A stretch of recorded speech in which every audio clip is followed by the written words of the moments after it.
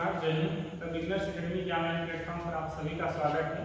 आज है 6 जुलाई। 6 जुलाई में जो करंट के आपके टॉप के क्वेश्चन हैं उसको हम लोग डिटेल के साथ देखेंगे।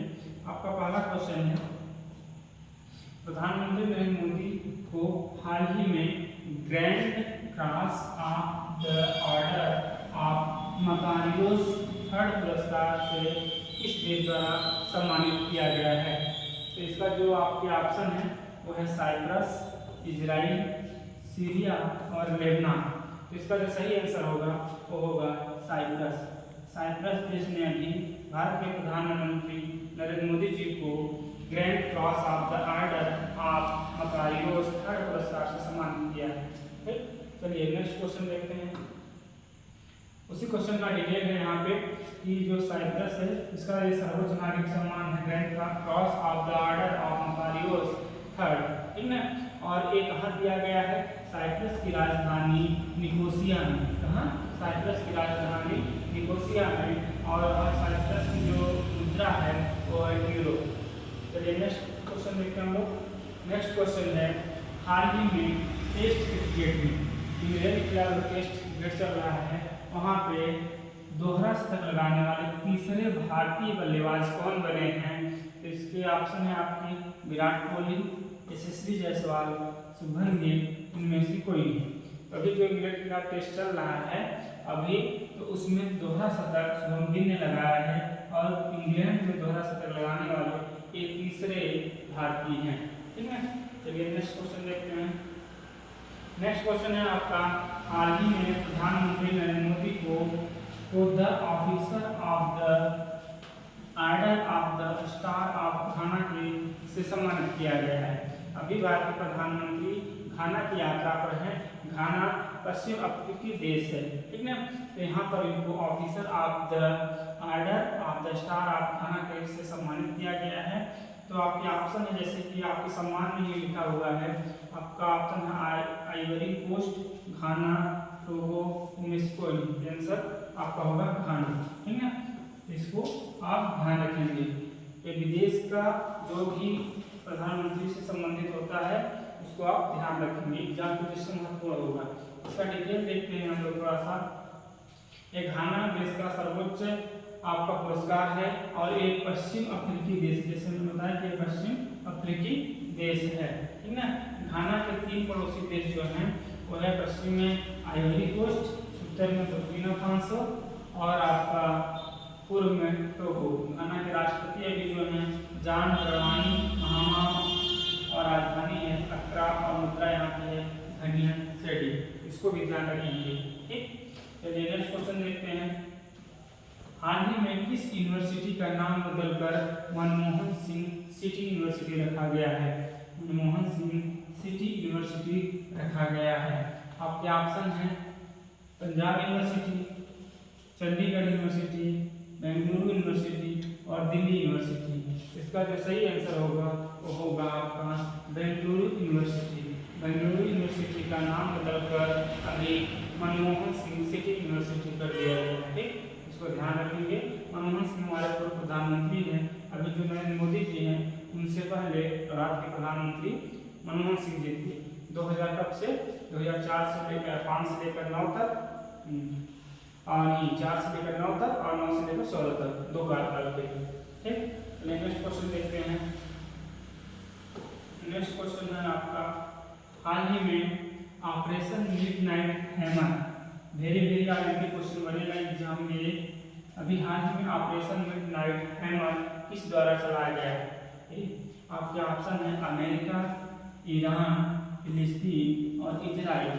अभी ईरान और इजराइल के बीच युद्ध चल रहा है, ठीक ना। ईरान परमाणु बम बना रहा था, उसको डैमेज करने के लिए इजराइल उस पर हमला कर रहा है। फिर इन दोनों के बीच युद्ध चल रहा था। इस युद्ध के बीच में अमेरिका ने ईरान के 3 शहरों पर मुख्य रूप से हमला किया और उसका नाम रखा ऑपरेशन मिडनाइट हैमर। जिन पर वो हमला किया, जिन राज्यों पर, उसको हम लोग डिटेल के साथ देखेंगे। क्या है ऑपरेशन मिडनाइट? पर आपका लक्षित परमाणु ठिकानों पर हमला करने के लिए उन्होंने, अमेरिका ने इस ऑपरेशन का इस्तेमाल किया और ईरान के मुख्यतः 3 जो शहर हैं जहाँ पे परमाणु बम बनाने के काम चल रहा था, नतांज, इस्फहान और फोंडो, इन तीनों स्थान पर फोर्डो, ठीक है, ध्यान रखेंगे। तो इन तीनों स्थान पर उन्होंने बमबारी की और जिन बम का इस्तेमाल किया उसे B2 बॉम्बर, स्टील बॉम्बर और GBU-57 नाम दिया गया है। ये इतने घातक बम हैं कि जमीन के नीचे आपके 50 से 60 मीटर नीचे तक मार करते हैं। जमीन से नीचे इतने 50 मीटर तक का भी ये मार करते हैं। तो इन दोनों बमों से हमला किया गया है, ठीक, इसको भी ध्यान देखेंगे। और हम स्ट्रेटल मार्ग को अभी इसकी वजह से जो ईरान है वो हार्मुज स्ट्रेटल मार्ग जो है उसको बंद करने का भी अपना तैयारी कर रहा है, इसको देखेंगे ध्यान। नेक्स्ट क्वेश्चन है आपका, हाल ही में भारत का कौन सा राज्य तीसरा पूर्ण साक्षर राज्य बना है? तीसरा पूर्ण साक्षर राज्य बना है, तो आप ध्यान देंगे ऑप्शन है आपका त्रिपुरा, गोवा, मिजोरम और मध्य प्रदेश। तो तीसरा पूर्ण साक्षर राज्य बना है, तो इससे पहले दो साक्षर राज्य कौन कौन से थे इसको भी हम लोग देखेंगे। तो तीसरा पूर्ण साक्षर राज्य त्रिपुरा बना है। कौन? त्रिपुरा। त्रिपुरा की अभी जो साक्षरता आई है शिक्षा मंत्रालय द्वारा वो 95 कितना 95.6 है, कितना 95.6 है। और जो दूसरा है, दूसरा आपका बना था पूर्ण साक्षर राज्य वो गोवा है, इसकी है 99.7% की साक्षरता है। और जो आपका फर्स्ट पूर्ण साक्षर राज्य बना था मिजोरम, इसका है 98.2%। अब इसमें देखिए कि साक्षरता जो दिखाई गई है, पहला मिजोरम बना, दूसरा गोवा और तीसरा त्रिपुरा पूर्ण साक्षर राज्य, इसकी 98.2, इसका 99.7 और इसका 95.6 है। तो पूर्ण साक्षर राज्य कैसे होगी? केंद्र सरकार का जो शिक्षा मंत्रालय है उसकी गाइडलाइन के अनुसार अगर 95% से ऊपर जिस राज्य की साक्षरता है उस राज्य को पूर्ण साक्षर राज्य माना जाएगा, ठीक है। तो अभी ये तीसरे पूर्ण साक्षर राज्य बना है आपका त्रिपुरा, इसको ध्यान रखेंगे, एग्जाम में दृष्टि महत्वपूर्ण है क्वेश्चन।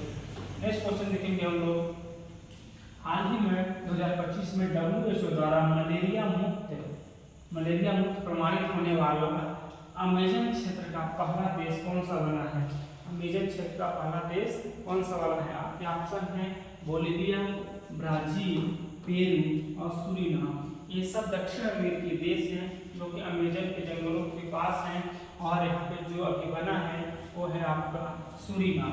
सूरीनाम दक्षिण अमेरिका का सबसे छोटा देश है और ये अभी मलेरिया मुक्त हुआ है, ठीक है, इसको ध्यान देंगे। इससे पहले 2025 में भी अभी जॉर्जिया मलेरिया मुक्त घोषित हुआ था। मलेरिया मुक्त घोषित होने के लिए क्राइटेरिया है जिस देश में लगातार 3 साल तक कोई भी मलेरिया के मरीज नहीं मिलेंगे वो देश मलेरिया मुक्त माना जाएगा। अभी सूरीनाम जो है दक्षिण अमेरिका देश, सबसे छोटा देश है दक्षिण अमेरिका का, और अभी मलेरिया मुक्त हुआ है। चलिए नेक्स्ट क्वेश्चन देखते हैं।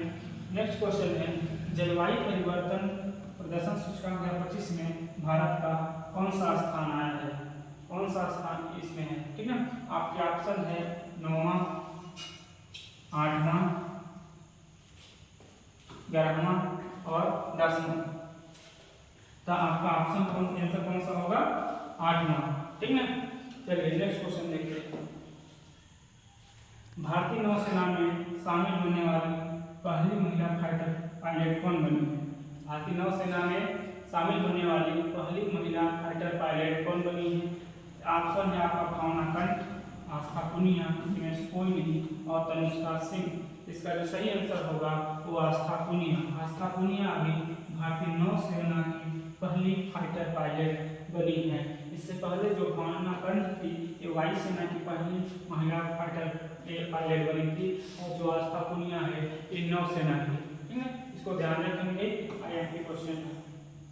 नेक्स्ट क्वेश्चन है आपका, हाल ही में अंतर्राष्ट्रीय सौर गठबंधन, वेरी आईएमपी है, अंतर्राष्ट्रीय सौर गठबंधन, इसके अध्यक्ष कौन बने हैं?